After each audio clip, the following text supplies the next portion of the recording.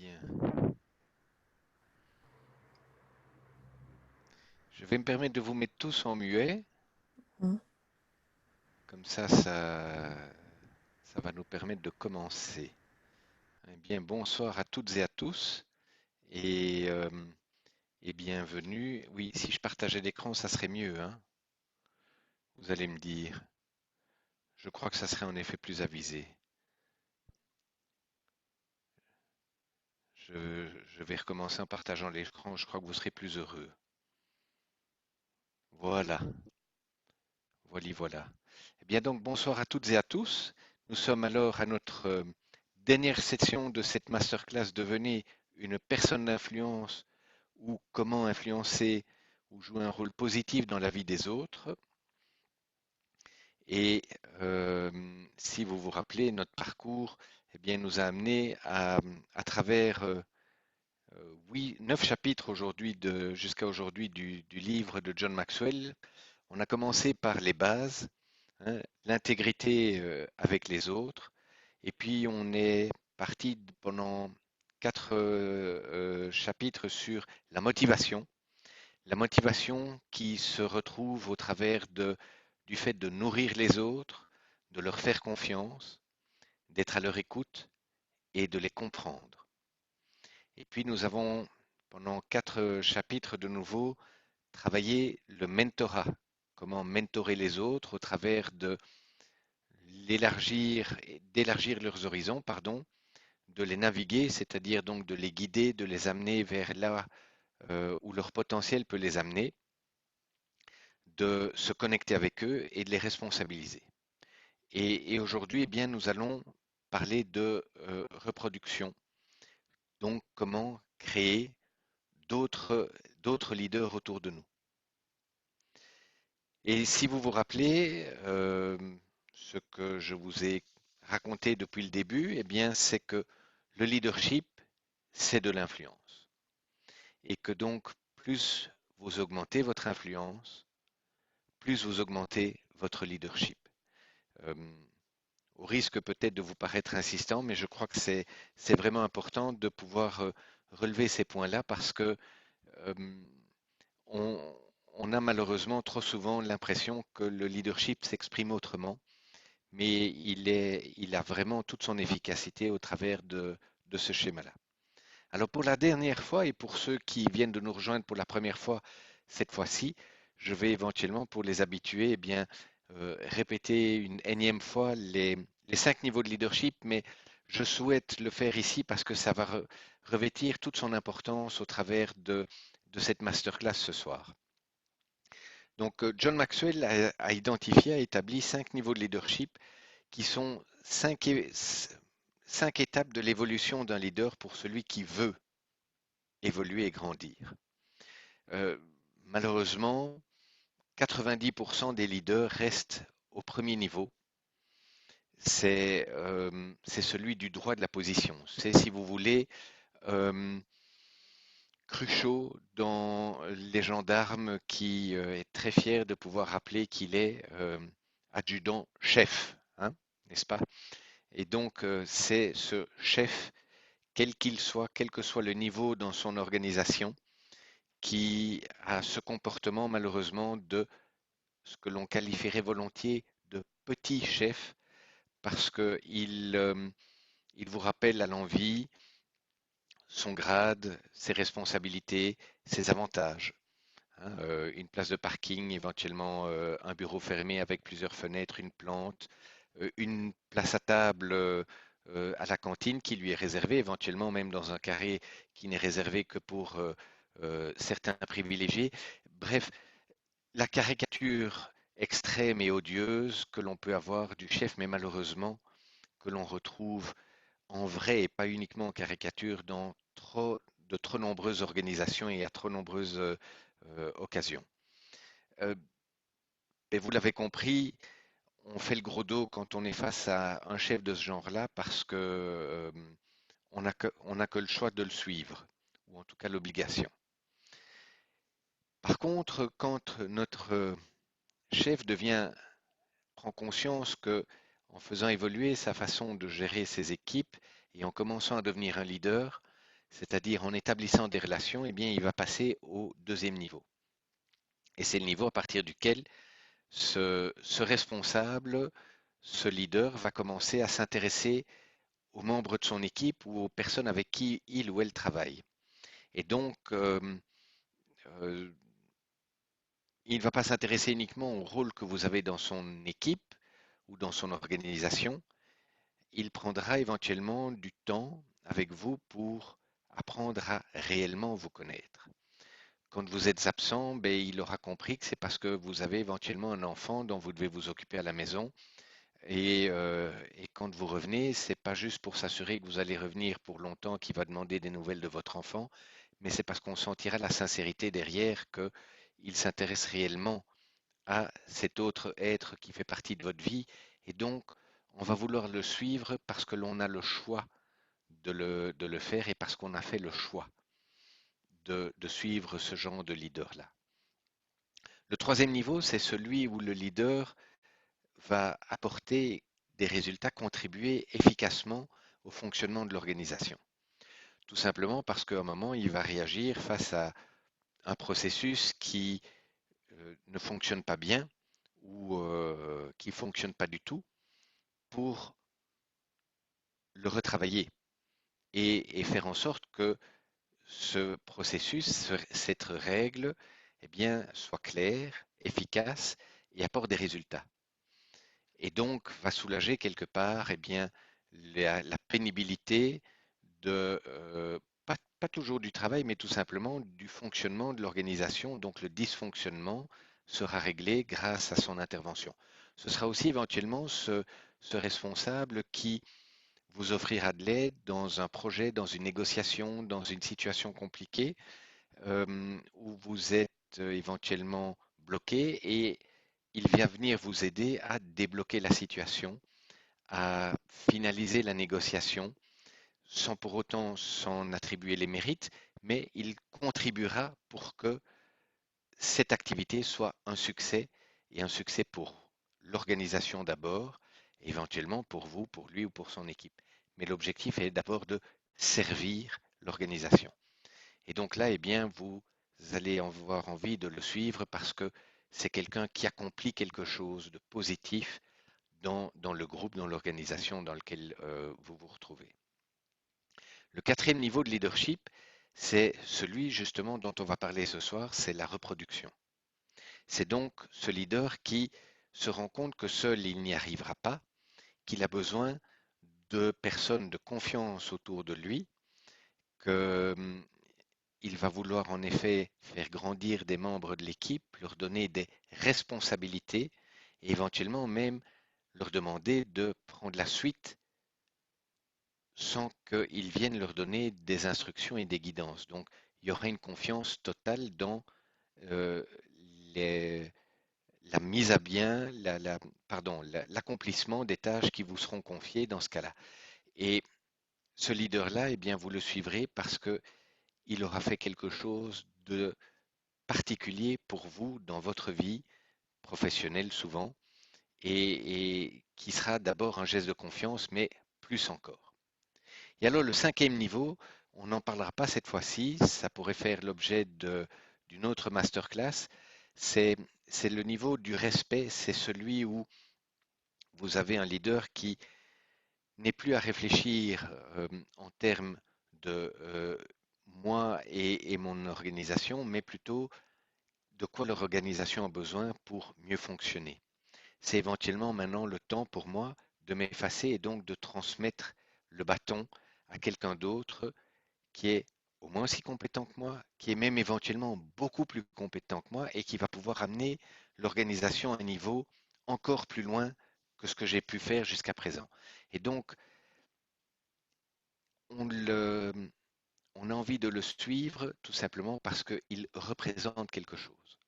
Et j'en parle aisément parce que on a eu un exemple très récemment dans la John Maxwell Team où John Maxwell a transmis le bâton à quelqu'un qui l'a fait grandir dans son organisation, qui l'a accompagné pendant des années et euh, à qui il a demandé de prendre toutes les responsabilités des entreprises et des organisations de John Maxwell. Ça porte toujours le nom de John, il est toujours là quelque part, mais il est plus là dans un double rôle, celui de formateur et donc de passeur d'éducation, et éventuellement du visionnaire de l'organisation. Mais il y a quelqu'un qui s'occupe de vraiment faire grandir l'organisation, d'amener la vision encore plus loin que ce que John a pu faire lui-même. Donc, je peux vous en parler aisément, ayant vécu ce genre de transfert de responsabilité et dans lequel, ici, eh bien, John Maxwell laisse réellement son successeur prendre toutes les décisions. Il lui donne un avis si le successeur le consulte, mais il ne vient pas interférer en disant tu devrais faire comme ça. Et chapeau parce que ça n'est pas évident de le faire. Il a non seulement osé le faire, mais il a osé le faire en étant encore bien présent dans l'organisation quelque part de son vivant et pas en étant écoute, je te laisse, mais maintenant moi je vais jouer au golf, m'occuper éventuellement de mon jardin ou tout simplement je suis devenu dans une situation où je ne sais plus absolument rien assumer. Non, il l'a fait en étant encore en pleine puissance de ses capacités. C'est vraiment impressionnant et remarquable. Alors donc, ça c'était ce dont je vous ai parlé ici, ce sont les niveaux de leadership. Il y a aussi les niveaux de l'influence.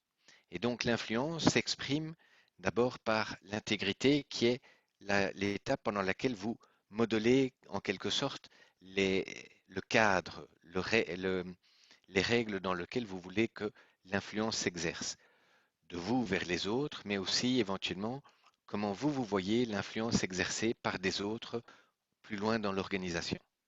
Et puis il y a en effet le niveau de motivation. Hein, comment est-ce que je motive les autres par mon influence? Comment est-ce que je les fais grandir en les mentorant? Et puis aujourd'hui, eh bien, nous allons donc parler de multiplication. Alors donc, la multiplication, c'est passer l'étape du mentoring. Le mentoring, c'est là où on accompagne réellement des personnes que l'on a identifiées comme étant des futurs leaders parce que l'on trouve leurs capacités, leurs compétences d'un bon niveau et que l'on veut vraiment les amener là où on estime que leur potentiel peut leur permettre d'aller. Et éventuellement, on est même en dessous de la réalité. À un moment, ils vont tellement exploser dans leurs talents et leurs compétences qu'ils iront probablement même plus loin que ce que l'on avait imaginé. Et on sait aussi que sans mentoring, on ne sait pas faire grandir quelqu'un.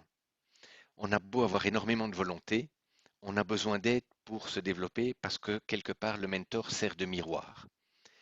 Il va vous motiver, il va éventuellement vous guider, vous aider. Donc, on a besoin quelque part de cette carte.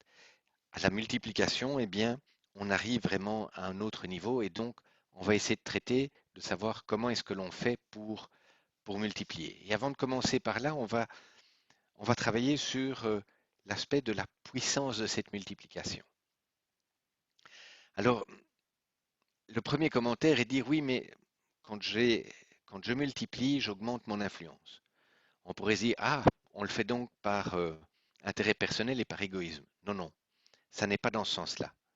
Vous augmentez votre influence parce que tout simplement, vous avez transféré de l'influence auprès des personnes que vous avez rendues responsables, que vous avez aidé à grandir jusqu'à ce niveau de responsabilité et à qui vous avez transmis en quelque sorte des, des pouvoirs ou des responsabilités ou des tâches, et que celles-ci vont user, elles, de leur influence pour faire bouger leur organisation et les membres de leur équipe, pour faire en sorte d'atteindre les objectifs que l'on a fixés pour eux ou dans leur cadre. Et c'est donc par transition, translation que, donc indirectement, si vous voulez, que vous allez augmenter votre influence. Ça n'est pas une question d'ego, c'est une question plutôt d'effet corollaire à la multiplication des leaders dans votre organisation qui eux-mêmes vont exercer une influence et qui dès lors eh bien, vont faire découler cette influence de l'influence qu'ils ont reçue de votre part. C'est bien dans ce sens-là qu'il faut le comprendre et je crois que c'est important de le relever. Le deuxième aspect, eh bien, oui, on augmente le potentiel du leader que l'on crée, puisque on lui aura élargi l'horizon. Euh, Moi qui suis fan, si vous voulez, ou qu'il ait été quand j'étais jeune, de dessins animés, et c'était ces dessins animés américains où les gens étaient un peu élastiques, eh bien, c'est comme si on avait créé de l'élasticité sur la carrure du leader en lui disant, ben, écoute, voilà, je t'ai fait grandir, tu es une demi-fois plus large qu'avant, mais il est une demi-fois plus large qu'avant parce qu'on aura élargi sa zone de confort et sa zone de compétence. On aura travaillé sur les compétences de ce leader et sur cette confiance en lui qu'il a d'assumer ses compétences supplémentaires sans avoir le syndrome de l'imposteur. Et donc, on aura quelque part augmenté ce potentiel puisqu'il sera en pleine puissance, en pleine confiance pour pouvoir s'adresser aux personnes dont il aura la responsabilité et la charge quelque part de pouvoir les amener vers là où il faut et comme il faut. Alors oui, en créant d'autres ressources, c'est le troisième point, on va multiplier les ressources. Et heureusement, c'est génial ça, hein. C'est que en déléguant notre autorité, eh bien, on, c'est un peu l'histoire de l'apprenti sorcier qui cassait un balai. Eh bien, le balai, il n'était pas cassé, il se créait un deuxième balai. Eh bien, c'est un peu le même système ici. C'est que vous aurez, par effet domino, créé un leader supplémentaire euh, qui va multiplier les ressources. Et donc, eh bien, c'est comme si on avait euh, deux bras supplémentaires. Euh, un peu comme dans les images des statues indiennes qui ont 6 ou 8 bras, eh bien, on va se retrouver avec des bras supplémentaires, des cerveaux supplémentaires. Ça, c'est supplémentaire à ce que les statues indiennes ont. Mais donc, vous voyez ce que je veux dire dans ces images-là, c'est que on va vraiment aller plus loin. Et alors, apporter un avenir à l'organisation, eh bien, là, je pense en fait principalement aux PME.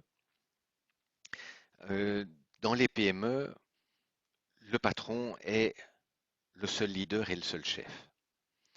Jusqu'au jour où il accepte de déléguer des responsabilités, mais de les déléguer vraiment, juste à fond, c'est-à-dire sans élastique, sans vouloir après regarder au-dessus de l'épaule des personnes à qui il a délégué ses tâches et ses responsabilités.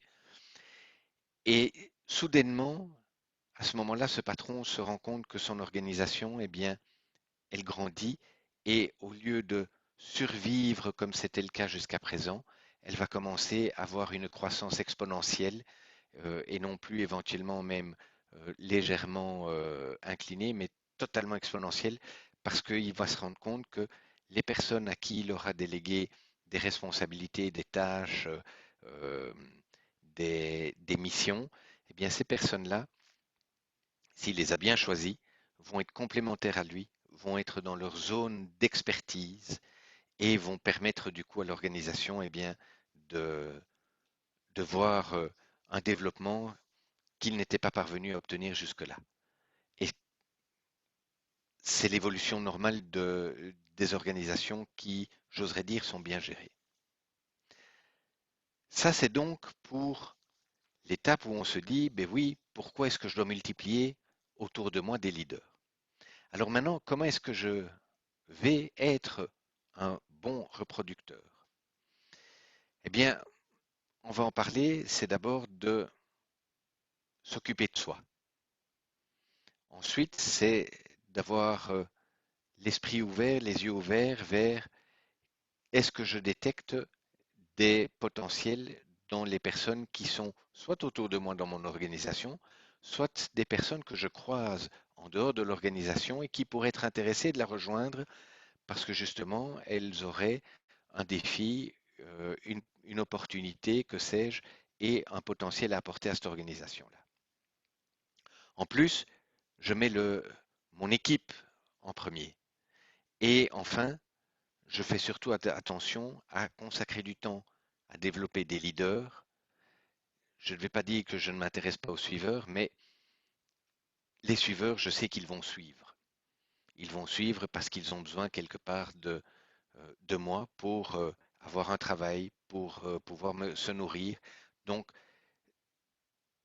tant qu'il n'y a pas un leader potentiel qui se révèle dans ces leaders, je vais prendre éventuellement un petit peu moins d'attention pour la partie reproduction de leader par rapport à mes suiveurs. Alors justement, bon ben oui, euh, diriger, me diriger bien. Pourquoi est-ce que c'est important de penser à moi et de faire attention à moi dans ce cas-là? Ben, le travail commence par moi-même tout simplement parce que euh, je dois penser aux qualités que je dois développer, qui sont l'intégrité, de savoir mettre en place les bonnes priorités, déguiser ma vision, ou en tout cas déguiser cette capacité à pouvoir avoir une vision et à savoir la transmettre aux membres de mon équipe, de faire preuve d'une discipline personnelle. Euh, j'ai malheureusement trop souvent vu des responsables considérer que les règles s'appliquaient aux autres et pas à eux-mêmes.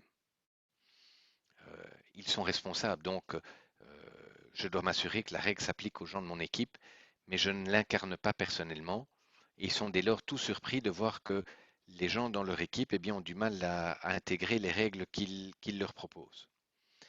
Euh, Est-ce que j'ai aussi un esprit positif? Est-ce que je développe cet esprit de voir, non pas de me forcer de voir le monde, la vie en rose et que ben, il n'y a pas de problème, etc. Non, il y a des problèmes, mais comment est-ce qu'on peut les résoudre? Quelles sont les solutions que l'on peut apporter pour franchir le problème? Parce que je veux atteindre mon objectif, parce que je sais que mon équipe, mon organisation a les moyens de pouvoir atteindre cet objectif et je ne vais pas m'arrêter parce qu'il y a un obstacle, un problème dans mon chemin. Je vais le résoudre, je vais le travailler. Et donc, je vais développer aussi mes capacités de résolution de problèmes. Donc, c'est ça je pense à moi-même et je vois comment est-ce que moi je peux diriger ma vie et est-ce que j'ai en effet ces compétences et ces qualités déjà dans ma gestion de moi-même, dans la gestion de ma vie, dans mes attitudes et mes comportements dans l'entreprise qui feront que les autres eh bien, vont, euh, vont reconnaître quelque part mon leadership par cette capacité que je démontre pour moi-même et vont dès lors aussi être intéressés de travailler avec moi pour développer leurs compétences et tout.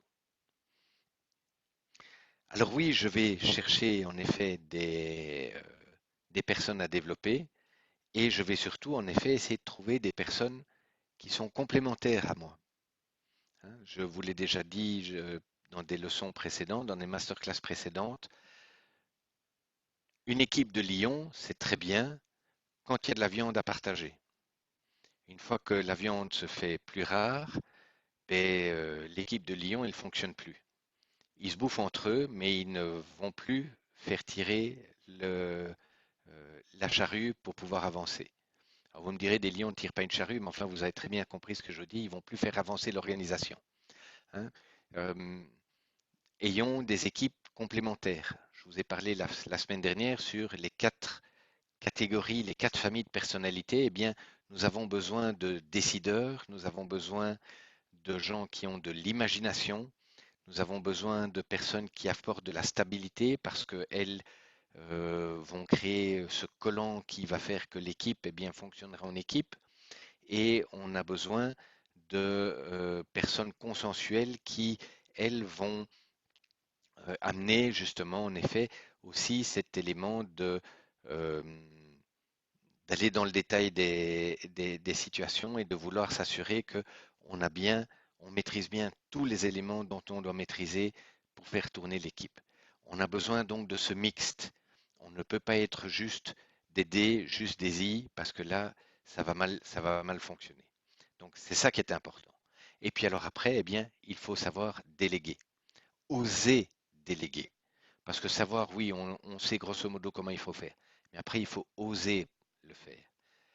Et oser le faire, peut-être au début avec un peu d'élastique, et puis progressivement, parce que la confiance est construite, on sait qu'on n'a plus besoin d'élastique et qu'on peut faire confiance pleinement à la personne que l'on a.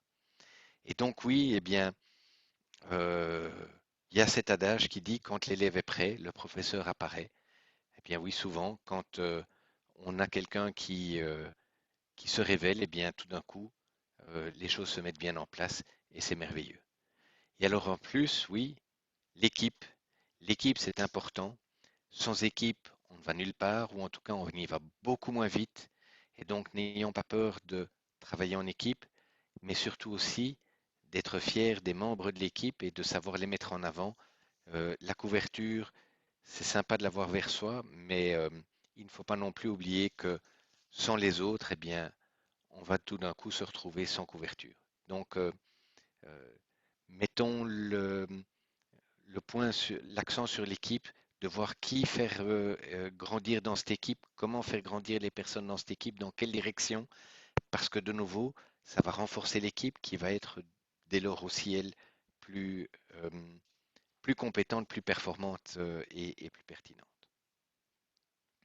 Alors justement, comment est-ce que je vais orienter mon équipe et quels sont les points d'attention que je dois apporter justement pour euh, développer et faire passer cette équipe en premier?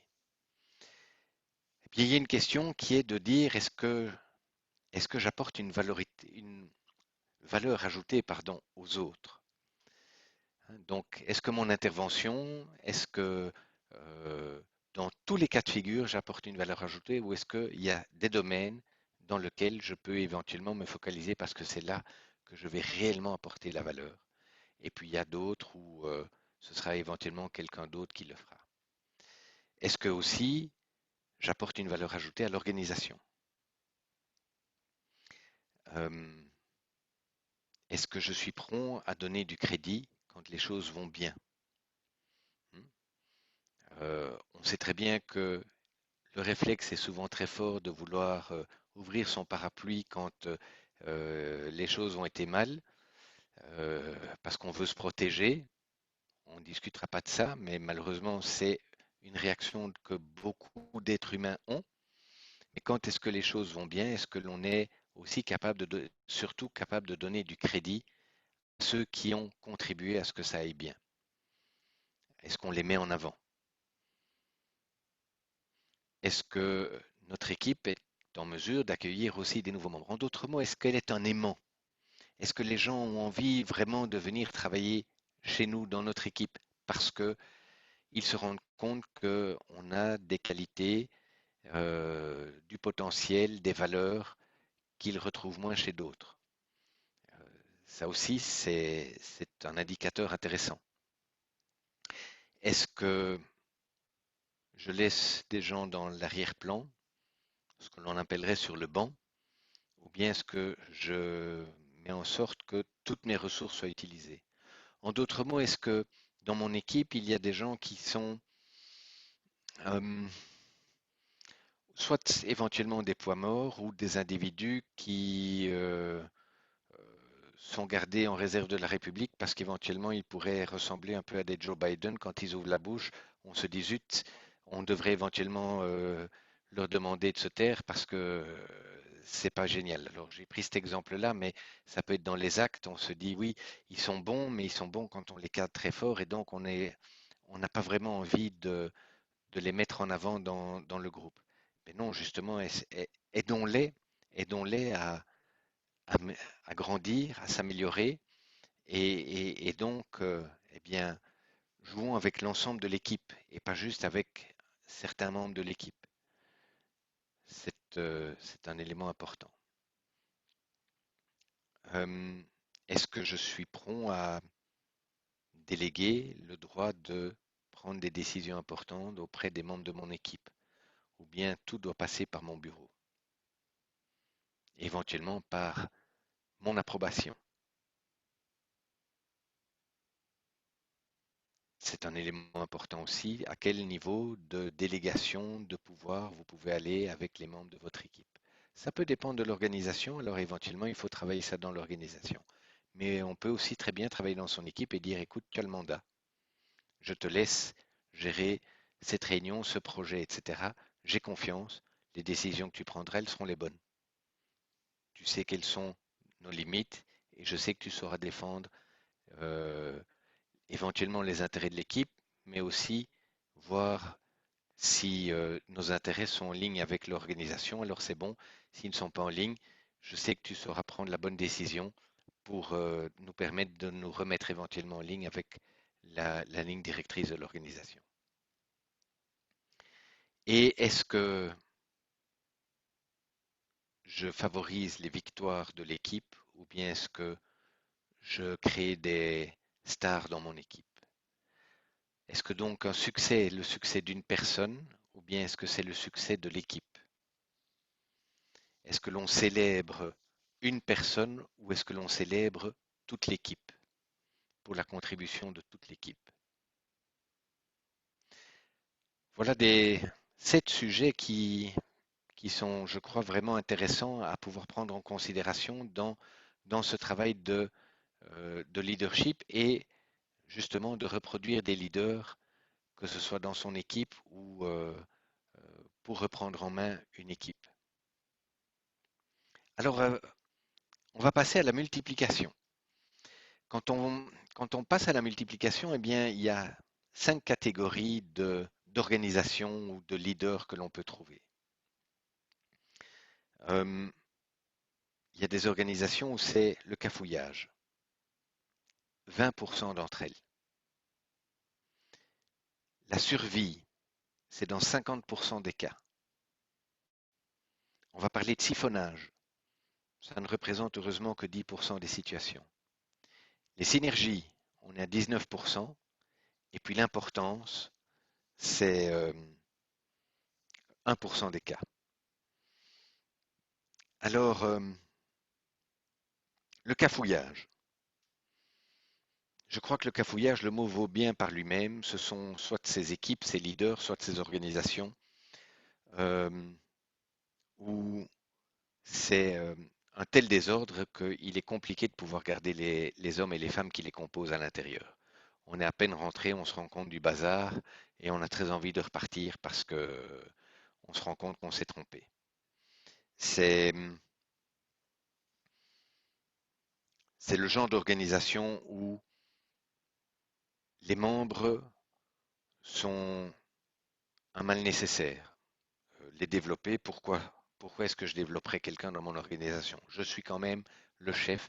J'ai besoin juste de bras pour pouvoir travailler, mais les faire grandir, pourquoi? Hein, je ne vois pas l'intérêt, voyons. Euh, et ce sont des leaders qui s'étonnent du coup d'avoir une difficulté majeure de conserver leur personnel. Et c'est dommage parce qu'en effet, ils ont éventuellement des belles capacités. Le moral de l'organisation, je ne dois pas vous faire un dessin, il est au ras des pâquerettes. Il est très faible. Le deuxième, c'est donc 50% des cas, c'est quand même préoccupant, c'est le mode survie. Euh, on ne fait rien pour développer les gens, mais on essaie quand même de les garder. Donc, on essaie de trouver des bouts de ficelle pour garder le personnel. Alors, ça peut être le genre d'organisation plutôt génial pour des opportunistes parce qu'ils vont se dire qu'ils vont pouvoir se faire une place au soleil, ils vont éventuellement pouvoir montrer leurs valeurs et négocier en permanence avec les ressources humaines ou le dirigeant de l'entreprise euh, une relation un petit peu de chantage de écoutez, si vous ne m'augmentez pas, je m'en vais. Si vous ne me donnez pas un avantage en nature, je m'en vais, etc. C'est, c'est un peu malheureusement ce genre de situation et vous pouvez créer du coup un désordre carabiné dans votre organisation parce que certaines personnes peuvent se rendre compte que tout le monde n'est pas traité de la même manière. Euh, les employés sont souvent insatisfaits et on ne s'intéresse absolument pas à développer leur potentiel personnel. Euh, ils y restent parce que au moins ça leur permet de payer leurs factures, un loyer, mais ils n'ont aucun avenir, aucun espoir sur l'avenir. Donc c'est vraiment dramatique. La troisième organisation, c'est celle où il y a le siphon, le siphonnage. Euh, on a des gens, on a des personnes qui y sont. euh, on essaie de les développer, mais on ne construit pas de relations. Donc d'un côté, on investit pour développer les individus, mais de l'autre, on oublie de créer des relations. C'est dommage parce que euh, c'est mal dépenser ses moyens. Euh, et du coup, eh bien, ceux qui en ont la capacité quittent l'entreprise une fois qu'ils sont formés pour aller autre part et faire valoriser quelque part leur expérience avec un meilleur CV. À la différence de la première où on la quitte parce que c'est le désordre, ici, on la quitte parce qu'on a reçu une bonne formation, mais on n'a pas été nourri de relations, et donc on quitte cette organisation pour pouvoir passer autre part, avoir éventuellement un meilleur poste, etc. Ça crée dès lors une frustration monstre pour ceux qui restent, parce qu'ils se disent et moi. Euh, et en fait, eh bien, ce sont des confrères ou des concurrents qui vont profiter de l'investissement que vous avez fait dans vos ressources, ce qui est quand même dommage. Et ces organisations-là dépensent un temps dingue à retrouver les bonnes ressources. Vous avez la quatrième type d'organisation qui sont celles où il y a des synergies. Et ici, on parle de quasiment 19% des organisations qui sont dans ce cas-là. Euh, non seulement elles développent les personnes qui y sont, elles créent des relations solides, elles donnent du pouvoir à certains, et en plus, elles sont capables de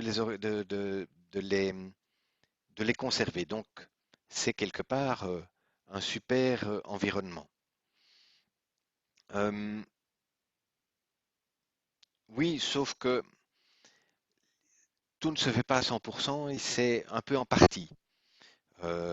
Et donc, eh bien, oui, il y a quand même des gens qui s'en vont, mais néanmoins, ces organisations-là ont un très bon moral. Les gens qui sont, eh bien, sont en règle générale très satisfaites. C'est vraiment magnifique. Enfin, les dernières, celles qui donnent de l'importance, 1% des organisations. Euh, Ce sont les entreprises qui font ce que la précédente fait. Hein. Donc, elles construisent des relations, elles développent les personnes, elles leur donnent du pouvoir, euh, mais elles les gardent aussi tout simplement parce qu'elles multiplient. Elles créent donc la différence en, en multipliant des leaders et en donnant vraiment un potentiel majeur à ceux qui y sont. Donc ça, c'est l'organisation dans laquelle vous voulez travailler.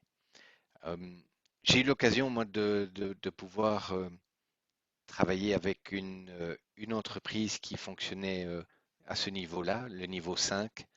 Euh, C'était une organisation hyper compétitive dans un domaine qui était le domaine de l'automotive. C'était un équipementier dans le secteur de l'automobile. Euh, L'organisation était exigeante. Elle mettait des objectifs ambitieux pour tout le monde.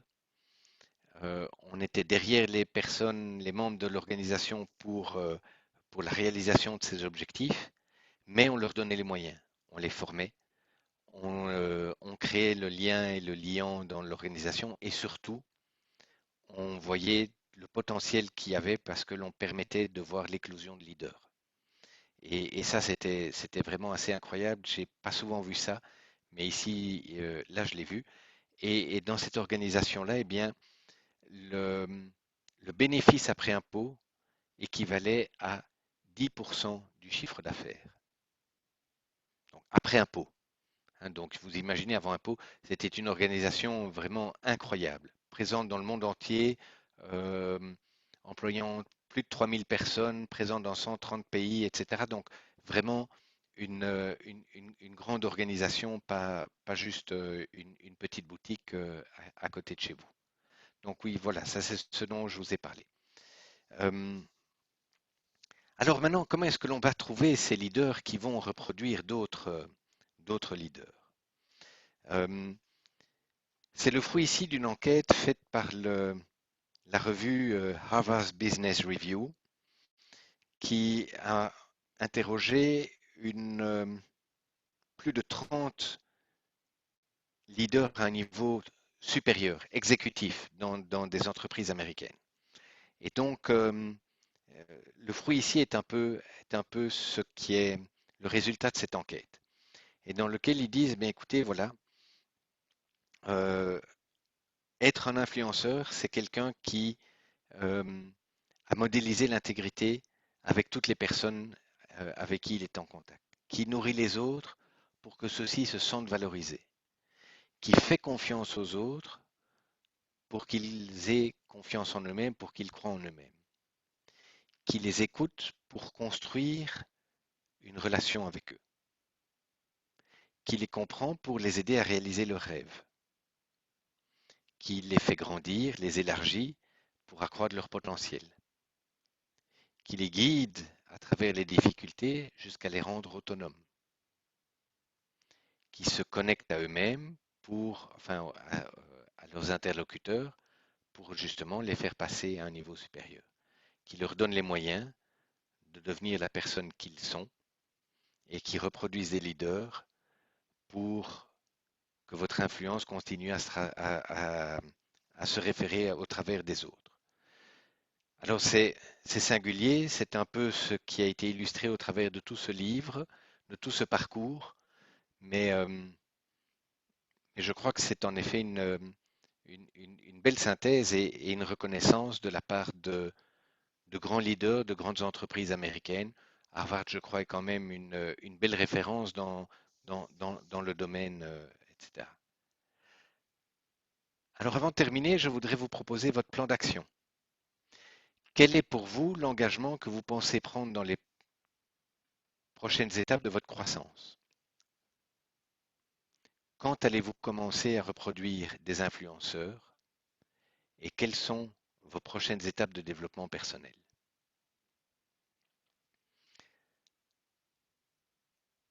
Moi, je peux vous suggérer des réponses. Vous allez me dire que je suis jugé parti. J'ai pas peur, mais, euh, mais voilà, pour ceux d'entre vous ou celles d'entre vous qui ne font pas partie encore de l'organisation que je représente ici ce soir, la John Maxwell Team, je ne peux que vous inviter à nous rejoindre. On, on va vous donner en effet les outils au travers de parcours comme celui-ci pour vous développer vous-même. Et celles et ceux qui le souhaitent, eh bien, je serai ravi de pouvoir leur montrer nos outils au travers de l'université en ligne que l'on propose. Euh, on a en effet toute une série de parcours intéressants à pouvoir vous proposer pour vous permettre de vous développer. Alors, la semaine dernière, je vous avais proposé une offre extraordinaire. Sincèrement, j'étais convaincu que c'était la dernière semaine pendant laquelle je pouvais l'offrir. Il se fait que euh, nous avons décidé d'augmenter, enfin d'accorder plus de temps à celles et ceux qui veulent nous rejoindre de pouvoir se décider. Et donc, je peux me permettre de réitérer cette offre en vous disant, écoutez, voilà, si vous voulez, dans des circonstances normales, rejoindre la John Maxwell Team, ça vous en coûtera 6 300 euros, à payable en une fois ou bien avec des modalités de paiement. Mais aujourd'hui, et jusque mardi de la semaine prochaine, je peux vous offrir des conditions vraiment extraordinaires. Et j'ai pas peur des mots. C'est de vous offrir 45% de discount sur le prix et donc de vous offrir la possibilité de rejoindre la John Maxwell Team pour 3 500 euros quand c'est payable en une fois, ou bien 1200 quand c'est en trois fois, ou 400 par mois quand c'est payable en 10 fois. Euh, je, je voulais pouvoir me prendre la possibilité d'en parler maintenant avant d'ouvrir les micros à tout le monde. Je répondrai à toutes les questions, que ce soit à ce sujet-ci ou à d'autres sujets. Et à tout le moins, je voudrais vous remercier toutes et tous pour la confiance que vous avez faite en participant à cette masterclass et aux autres, et pour l'intérêt que vous avez pu porter. Et donc, je serai ravi de répondre à vos questions, de pouvoir entendre vos partages, de voilà, je vous offre la possibilité de pouvoir intervenir et de pouvoir échanger avec moi ou avec les autres participants à votre meilleure convenance. Qui est prêt à se jeter à l'eau, qui souhaite pouvoir prendre la parole s'il y a, tout du moins, il y a le désir de la part d'un d'entre vous Moi, je veux bien. d'intervenir. Oui, Gary, bonsoir. Bonsoir, bonsoir. Comme d'habitude, j'ai trouvé très intéressant cette conférence, mais j'avais une petite question, point de vue du paiement. Oui, Disons paiement 10 fois, donc ça reviendrait à 4 000 au total, si je ne me trompe pas. c'est un bon calcul. Oui, c'est ça.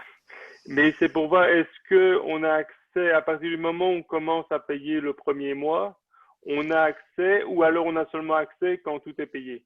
Non, non, on a accès graduellement aux ressources. Alors, les premiers mois, c'est principalement aux ressources de coaching, de prise de parole en public et de marketing et vente. Et Oui, progressivement, je crois que c'est à partir du quatrième mois ou du sixième mois que les six parcours commencent à se dévoiler progressivement. ah oui, d'accord. Donc, tout à fait, oui. C'est au fur et à mesure, mais l'accès est garanti et est accordé et tout. Et donc, à partir du moment où tu as accès aux ressources supplémentaires basées sur les livres de John Maxwell, tu as l'occasion de pouvoir travailler soit sur toi dans ce domaine-là ou éventuellement, puisque c'est convenu dans l'accord que nous avons, de les utiliser sous licence qui est comprise dans le prix qui est payé. Hein. Il n'y a pas de supplément, il n'y a pas de mauvaise surprise, je veux être clair, hein, mais qui est euh, une opportunité de pouvoir enseigner et transmettre à d'autres et donc de pouvoir le faire contre rémunération. Ça pourrait devenir enfin, on pourrait le transformer en marketing de réseau ou pas? Là, il faudra que tu m'expliques. Si c'est de dire que tu veux engager d'autres personnes qui vont transmettre à ta place, non. Ils doivent avoir, eux, passé la certification. Ah d'accord, oui, d'accord. Ok, Oui, oui, ça, d'accord. oui, oui, oui, non. Mais tu peux par contre inviter 4, 5, 10, 20 personnes intéressées par un des parcours et dire, ben voilà, pendant 2, 4 ou 10 semaines, eh bien, on va travailler sur, par exemple, devenir une personne d'influence. Et moi, je vous transmettrai le contenu que j'ai appris au travers de la John Maxwell Team et je vous aiderai à travailler pour développer vos capacités de devenir un leader d'influence.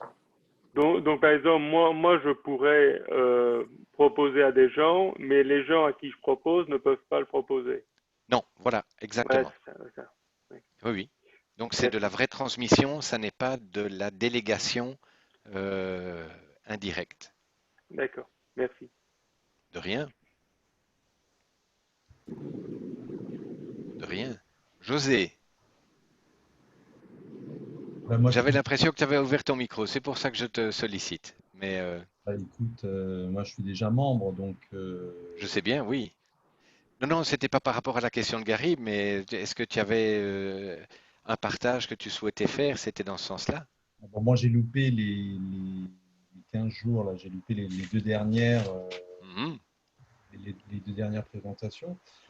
Sur celle-ci, bah, j'ai trouvé intéressant certaines parties. Mhm. Et donc voilà, quoi, j'ai pas plus d'éléments à. Non, Voilà. d'accord, ok. Non, j'ai mal interprété le fait que ton micro était ouvert, alors désolé, mais Non, je t'en prie. voilà.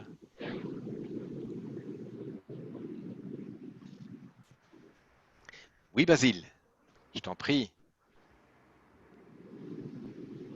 Merci Gérald. J'ai suivi avec beaucoup d'attention votre enseignement qui est très pertinent.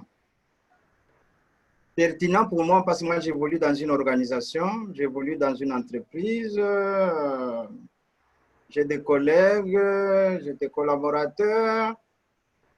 Et quand vous avez donné les 5 niveaux Oui, pour passer la multiplication, faisant allusion à ce sujet-là, Et vous avez épinglé ces niveaux-là. Il y a le cafouillage, survie, Oui, siphonnage, synergie et importance. oui. Et les deux derniers, si je vous ai bien suivi, paraît le mieux. Le Ah, mieux, c'est l'idéal, oui. c'est bon, l'idéal. Les deux derniers, quand je vois là où il y a l'importance, la synergie, bon, ça Tout à met un fait. peu les membres de l'organisation un peu à l'aise. Mais ce qui est un peu détestable, c'est là où il y a l'ambiance de cafouillage et de survie. C'est moins confortable, c'est le moins qu'on puisse dire. Et, Basile, j'ai plus l'impression de t'entendre, je ne sais pas pourquoi.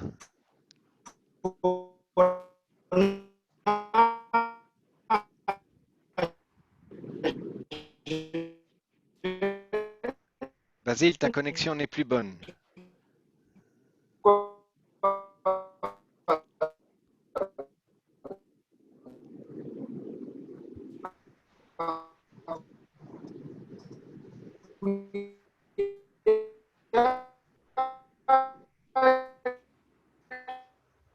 Oui, c'est les réseaux. Ah ben voilà, je crois qu'il a été éjecté. Il va nous revenir, Basile. Mhm. Voilà, voilà.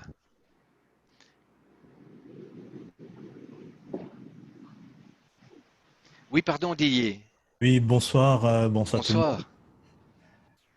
Bonsoir tout le monde. Je voulais poser la question, Gérard, le tarif que vous avez présenté tout à l'heure, Oui. ça représente, c'est quoi le parcours, c'est quoi le cursus en fait? Ah, je te montrerai ça dans quelques minutes avec l'université en ligne, si tu veux. D'accord, ok, ça Mais, marche. mais je prends ta question, je ne l'élude pas. Ok. Basile, est-ce que tu es revenu? On te voit physiquement, mais malheureusement pas.